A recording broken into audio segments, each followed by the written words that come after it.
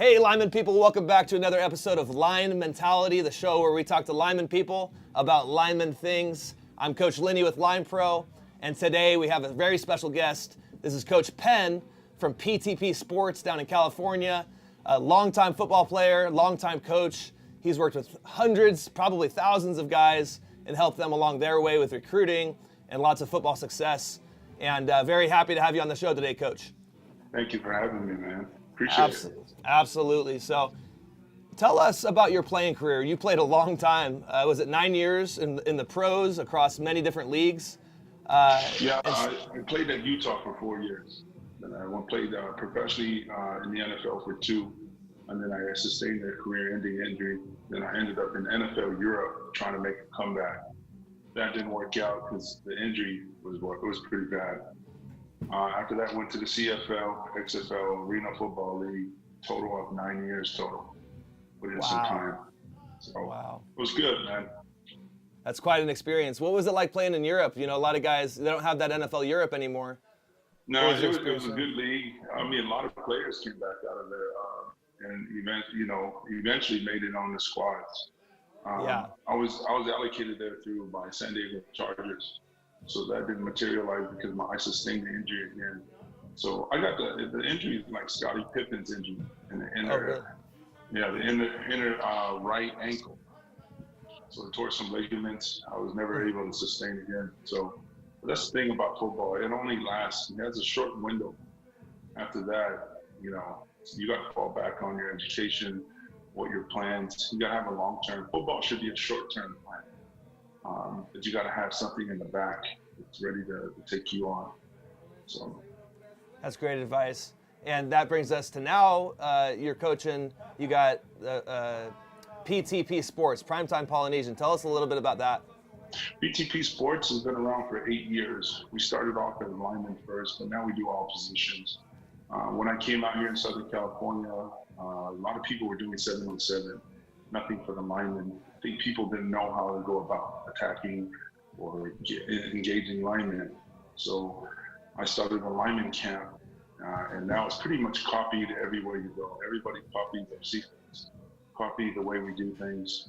Even Nike and Adidas have even copied it in their circuits out here, how we, the presentation, everything. Mm-hmm. When we started off, we went right into it. A lot of people, when we first started, we started at a park, probably like 7 kids. And then from there, it went to 30. And then within a month through social media, we get 400 kids. Wow. 400 kids. Linemen were hungry for it. This was back in 2011. Wow. And so linemen were coming in. And you can tell kids needed work. A lot of them wanted to get better. And a lot of them needed some kind of work because they weren't getting it at their school and there's nothing for them. So after that, you've seen all these linemen, trench warfare, people starting to engage linemen at a different scope. We kind of set it off in Southern California before anybody else did. And so it is what it is. Now we moved in, I saw 7-on-7 had tournaments. I went even further and started a 5-on-5 lineman tournament. And that was pretty cool. So we were able to engage and get teams of 10 minimum linemen and 20 maximum. And the cool thing about that is coaches is they see freshmen, sophomores, juniors, and seniors. Sometimes they put 8th graders in, and they're going against all age groups. And what it does is help student athletes become great pass rushers, understanding. By the time you're done with our 5-on-5 lineman tournament, you're going to have at least, each kid's going to walk away with at least 400 some plus reps, which is what they need. It's well controlled. We have athletic trainers on site, for safety, bumps and bruises, that kind of sort of thing. We have referees. It's well organized, well managed, and those are the things we put in. So, and now we're doing our circuit. We're doing our nationwide circuit. We're going to Utah, we're going to Arizona, doing Las Vegas, and then possibly Hawaii. We're working on that in Washington. So those are some things. I needed to come to Oregon, man. Yeah, let's work on that. I think in the future, absolutely, we can make that happen. If you guys have success nationally doing a circuit, I know that that we're helping get the boys around here ready to go, and I'd love to see what they would do to compete, you know. But I do see a lot of people even now, you know, talking, you know, set up lineman tournaments and stuff. So give you guys credit because you guys were the pioneers on that too. But I love what I see around the country. I mean, you go on Twitter, there's a lot of lineman trainers out there now, and everybody, you know, some of the guys are trying to replicate each other, some of the guys putting out some fresh stuff, but it's just so important for kids to get work. I've seen such a change, not only in their physical ability and on the field, but mentally and how they prepare and stuff. You know, what is it for you? What do you see when you work with kids as they develop? You know, how important is it for them to get that training? It's very important to get the training now. Some kids want to wait till the last minute. By that time, those kids are going to be bigger, faster, stronger than you. And I think preparation is everything. And then you got to get trainers that know what they're doing. And there's a difference right now in the world of training. See, I put in 3 years intern volunteer at the University of Utah as a strength coach. So I kind of learned a lot of my background and understanding the methods and so forth. Then I got into kinesiology and so forth. But I think there's a lot of trainers out there that are so entrenched with drills and not technique savvy and mechanics. So when they lack in that area, the kids are not going to be as explosive. And I see a lot of people, heavy drill people in regards to cones and ladders. There's a definite problem with that because those are unrealistic movements that are you going to use on the field. You're never going to use ladder. Those mechanics are only set up for quick feed and whatnot. And that's probably to an extent, but over time, if that's your main regimen, you know, kids are going to get saturated. And probably people watching this are going to say, I totally agree. I've been doing ladders for 10 years, 5 years, 3 years, and I've been doing cone drills. I've never seen any significant growth in my game because some people heavily concentrate on feet and they miss out on the top game. And that top game is working your hands and then your hips and all those things. Those are crucial parts to the component of football. Absolutely. And then IQ is another part. A lot of players don't understand IQ. As an offensive line, you have to work as a unit. You're not an individual. Defensive line, you're also a unit, but you're independently operating because you have to cover a slot. Where as opposed to right guard, center, and tackle, they have to band protect to an area, and they have to pick up certain blitzes and certain coverages. They got to pick up certain man, and they got to adjust with the running back, fullback, and tight ends. So the game is totally IQ along with all those components. Makes it a great thing for football. But absolutely. Some trainers, you know, every time I see a trainer, and not to discredit them, every time I see a trainer, it's always a drill.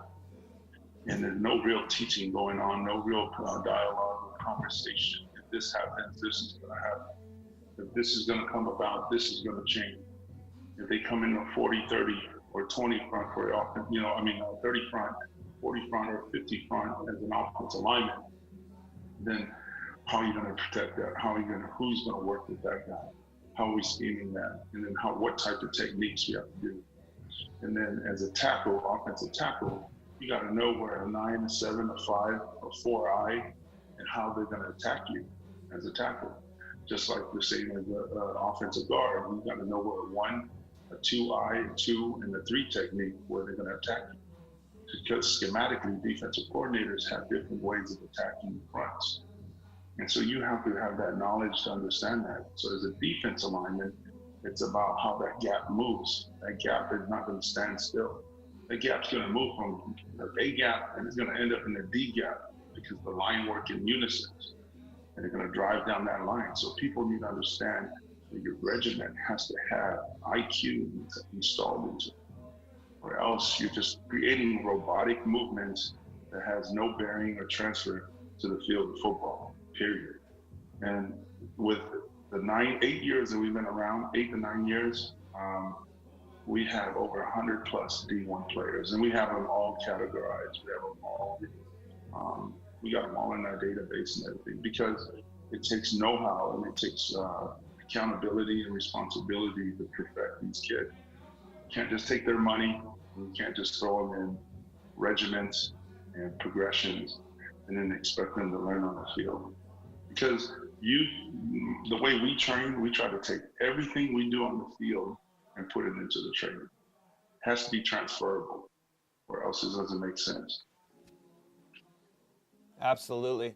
Yeah, one of the big things you mentioned right there is just talking about the why, you know, like I 100% agree with you. So many trainers, you know, and they're posting videos and stuff, and they're really focusing on drill, drill, drill. And it's such an advantage for a kid to understand why they're doing that drill and, you know, what are the different variables that can happen. You know, something I say a lot is that there's a lot of variation on what coaches teach. And, you know, something we run into here is that there's coaches who disagree with what we're saying, right? And there's always going to be coaches like that. And the message I give is like, do you want to, when you go in front of a college coach and you can only do it the way you've always done it, the way you've always been taught, and not be able to change and do it the way he says? So that variability is so important. I find it pretty cool that you're also a strength coach and also teaching technique. That's pretty rare.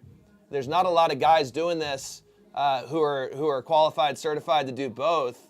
From a strength training point of view, you know, because there are strength trainers here. I don't know if you can hear the music, but there's guys lifting here. And I see a lot of kids come in after only having worked with their high school, and they have a lot of inefficiencies, right? Every high school program's be different. There's some great ones, and then there's ones where maybe they're not teaching them as much. There's a large variability. I'm sure you guys run into that. What are some of the things, if you're talking to like a sophomore who comes in for the first time, what are some of the things you see that they're commonly lacking when it comes to strength training? I think a lot of the problem with young kids coming in, they want to get bigger and taller than something genetically they can't do. Then the next thing they want to do is they want to jump weight. They want to increase their weight and their strength and their mobility and all that. But they don't realize they don't have the proper stance, the technique, or the form. And so they try to jump into that too quickly without learning the basics. It's like anyone else, you know, they're trying to do something to get quick, fast results. They don't understand that it's a progression. It's going to take some time. And what I advise a lot of young kids to do is they need to learn form first. Especially if you're going to do compound lifting, you're going to do you're going to be banging a lot of free weights and whatnot. You have to learn the forms. You have to learn the dynamics of those lifts in order to perfect it so you can increase in strength. But other than that, I mean, that's basically what they need to do. And then when it comes to football specific, they also need to learn the foundations of those and fundamentals of those drills. Can't just jump in. The problem is there's so much guys on social media probably never played the game. And I'm not discrediting them. I'm speaking the truth that a lot of them never played the game and they want a quick buck and they want a fast progressions on kids. And then you got guys that have played the game who were professional guys and been to certain levels. They teach their technique and they're preaching it as gospel. And the problem with that is certain kids, younger kids are trying to emulate that. And they don't understand that when they get to college and different systems, there's different approaches and different mindsets and different mechanics and different dynamics of what those coaches want. So what I do is try to teach more at a universal level, give them the basics, the fundamentals, and teach them progressions and things that can help them. I'm trying to teach them. There's a lot of offensive linemen, they overload. They load too much in their knee area. And, you know, it's hard to explain what that means. And so they're top heavy, they lean more. And then, especially the young kids, they try to attack more instead of sitting back and sitting on their base and attacking them more. Defensive linemen, they're a little bit, their stance is off. Either their butt's too low or their butt's too high, or they're too compact, or they can't extend their body out into a perfect fit. And then there's a lot of knowledge there too that's missing. A lot of defensive linemen work on pass. There's a problem with that. They forget run. And so many coaches are teaching these nice fancy drills on Twitter, social media, everywhere, you know, how you can do these rip moves, hand moves, At the end of the day, if that offensive lineman will clamp your ass down, it's over. He clamps you down, all those fancy moves doesn't mean anything. You can't strike and separate from him, it's over. It doesn't matter what kind of technique. So you got to understand hand placement, shifting of your body, and violently and aggressively how to separate yourself from that offensive lineman. I love it. But I see every Twitter I see on these videos, it's always this hand movement, some drill, throwing your body. When it comes down to it, you better have 1 to 2 moves. You have to be physically able to lock elbows and attack somebody. But, you know, who am I, right? And that's what's going on right now. People are just, becoming more of a money business instead of production and perfecting and development. And I'm tired of that. I've been seeing that over the years. As a player, I want to make sure every detail is aligned. So my kids, if they can't explain it to you, and here's the cool thing about my gym and my camp and my programs, I can take any one of my kids and they can program and teach other kids. That's ownership.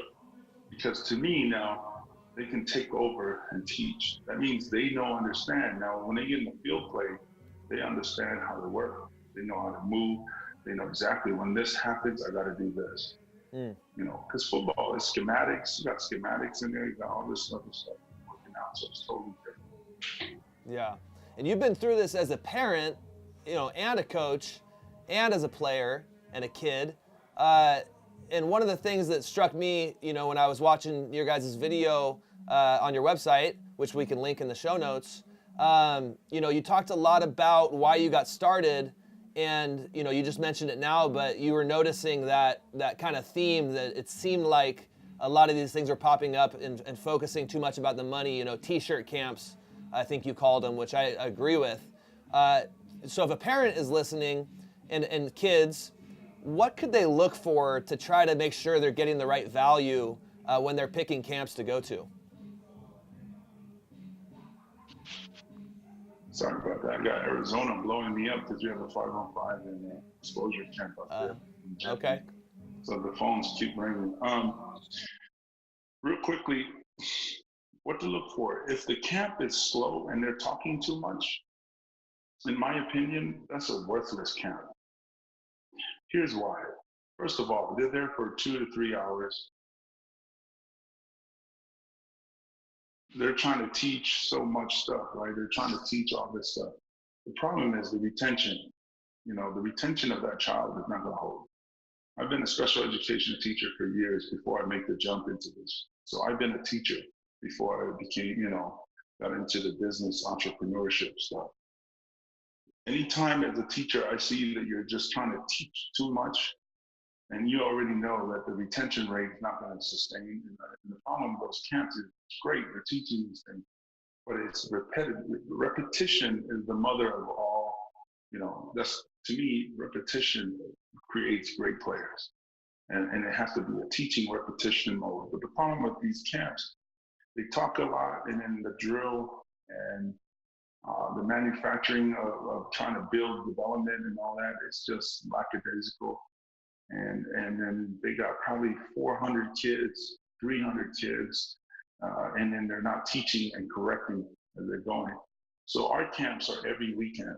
And so every weekend we specialize in dealing with certain areas of the kid. And so in each one of our drills is designed for a movement that we're looking for. So when we go into our individual period, those movement has been practiced in our drills. And so that's basically what it comes down to. So if you go into a camp, they do a lot of talk, you know, the dog and pony show, it's basically what it is. You're not going to get anything out of it. The only thing you got out of it is a t-shirt, and that's basically it. You know, some guys now, they bring in the NFL. We do that too, but that's not the highlight. Our thing is the product, the end result. Because I've been on the receiving end. I paid a guy lots of money for volleyball training. I was pretty pissed off. And for me, what I like to see is I like to see where my money's going. So people come to our camp, and we've been around now for 8 years, is because the product speaks for itself.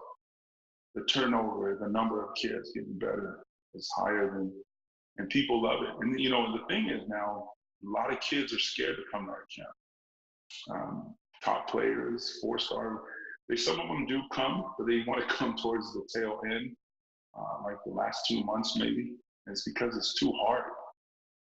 And I believe that anytime that you're trying to go through the motion, any kind of learning and teaching, then that's what the kids know, because the retention rate is not, they're not going to hold.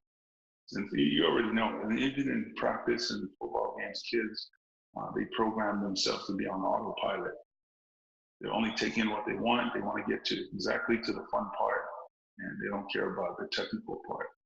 So I make it as efficient, and you need a camp that's efficient, a lot more, there's a lot more in tune into correcting and giving a lot more feedback on the move, not on, I've seen camps where they talk for 2 hours over the same dynamic. We lost those kids.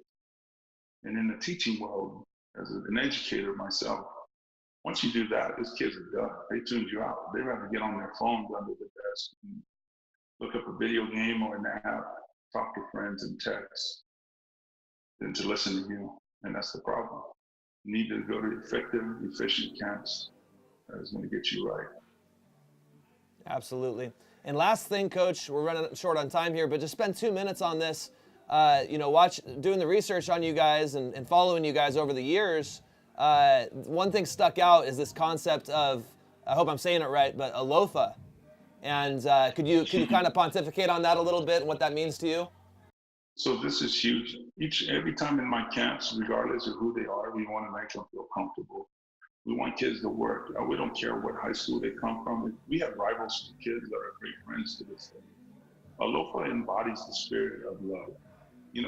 The thing that I want to get out to parents right now, a huge thing, young boys in America and young men, and even out to their 30s, we're afraid to be vulnerable.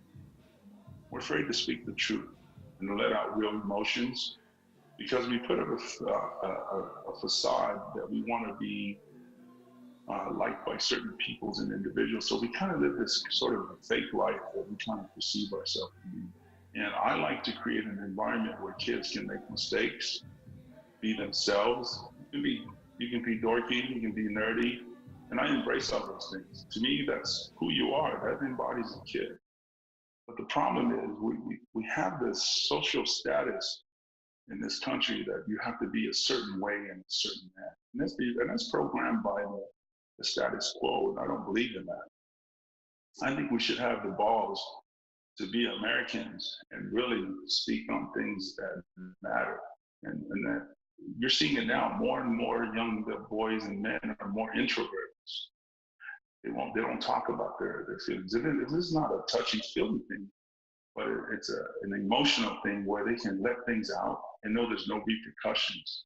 But they also need to know how to channel it in a positive light and to speak on it appropriately if they're going to empty it out, so to speak, if you will. And so alofa means care. In the Samoan language, it means love. It embodies that, regardless of where you're at in rank in football, regardless of where you're at status-wise, socioeconomic-wise, you're welcome, you're embodied into our camp. When you come to our camp on a regular basis, you're going to be treated with alofa. And the reason why is it increases productivity, brotherhood, friendship, and it creates a culture that harvests a lot of positive motivation into moving.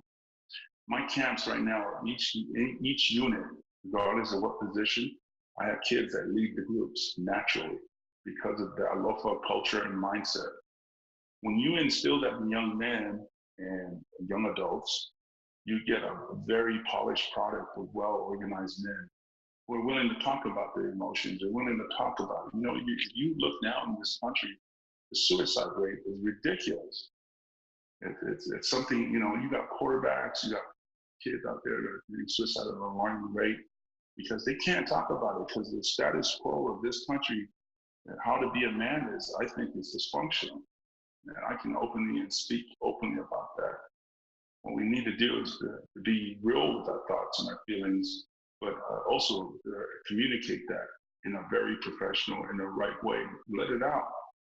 And I think a lot of young boys right now have a hard situation in doing that. And with all the pressures in this world, they need to do that. So I think that's why we do the alofa. Every camp, after it's done, they hug it up. What I see is kids from different organizations, different schools. They hang out, and that's what it's all about. And yeah, when it comes to rivalry, and I always teach my kids, we can be friends here, but when we step on that field on Friday nights, it's on and cracking. You know what I mean? Yeah. It's we can be friends after. Yeah. So I'm gonna try to take your head off. Meanwhile, but at this time, we're gonna get things done. I love it. And I think if you go back back in those days, men were a lot more open. I think vulnerability is a great thing, not wearing your scarcity or lacking. I think more of a spiritual and letting people realize that they need to realize in an appropriate way. Yep. And if we're seeing I'm seeing a lot more kids now who are very closed. And so when they're closed, they can't open up to teaching and learning. And so it's almost like stage fright for their age. Yep. And if you see the other kids that are real open and they're willing to make mistakes and okay with those mistakes, they flourish. Because, they're always worried about who's watching, they're always worried about who's watching. So that's my 2 cents on that. That's great. And that's what it's about, man. It's deeper than football. Absolutely. And that's something that at Line Pro, that's really a driving factor behind us. And it's why I wanted to ask about that, because I see that with you guys. You implement that in your training, and like you mentioned with the way kids are today, so ingrained in their own heads and worried about what everybody thinks, and really just quiet because they're scared to step up and talk, and it does create problems. And we actually we lost a kid to suicide, a freshman, just this last year. And so that's something that if you would like, we're trying to kind of start a movement about that kind of stuff. And so I'd love to reach back out and have you and PTP be involved and help us show Alofa, because I think it's exactly what the world needs, just like you said. And you know what? And I think young boys and kids need to tell the truth. They need to start living a truthful life, not fabricated lives. Like everyone now takes a picture with a filter. There's nothing wrong with taking a picture with the way you live. And I think, these marketing people and everyone in these corporations are pushing this, and it's pushing our kids to the wall. And I really, and I love this country, you know what I mean? And I think our youth should be our number one resource in this country. They're going to lead this country to a good promised land. I think they're going to be the ones that will make this country a lot stronger for the next 130, whatever, millennial, wherever. I feel like our youth should be somebody that we need to teach, and we need to teach them values and morals that will last a lifetime, not a football, if you will, not a football career or anything like that. Because money's involved now, a lot of these people are involved. And one more thing to add to that, if you look at girls and single mothers and all those, they have all the help. They're allowed to be vulnerable. And with our young boys and young men, they're not. You're not given that. You can't cry anymore. And I'm a football guy, and I think there's nothing weak with crying. I think letting those tears out, there's an emotional in there you need to release. There's nothing wrong with that. I've seen grown guys in locker rooms losing the game and let it out. I've done it. And I think we live in this bubble. Once it bursts, these kids don't know how to react, and they don't know how to come out. And then what's next? Suicide. Yeah. What's next? Drugs. Yeah. What's next? Hanging out with the wrong people to make myself feel right. Yeah. And we need to be truthful in those things. Totally. And we need it, and the dialogue needs to be real, and we need to allow young boys to verbalize themselves. Yeah. There's nothing weak with being open. I think people that are closed are pretty weak because they hide a lot of their anger or whatnot. So, all right, brother. That's great advice. Well, hey, we appreciate having you on. If you guys are listening and you're in California, Arizona, sounds like Washington, you said Utah, Hawaii, look up these 5-on-5 tournaments, Nevada as well, and more to come, hopefully Oregon in the future. Look up these 5-on-5 tournaments, great opportunity for you guys to compete. If you're in California, get down to PTP, skills and drills and strength. They got it all. And Coach Penn, you're an absolute legend. And I hope that we can have you back on someday. And I really appreciate what you're doing for the kids and everything you said. And thanks for being on. Thank you. Hey, shoot me your number so we can contact. We'll talk after. We'll set something up for you. All right, much love, brother. You take care. We appreciate you. We'll see you guys next time on LineMentality.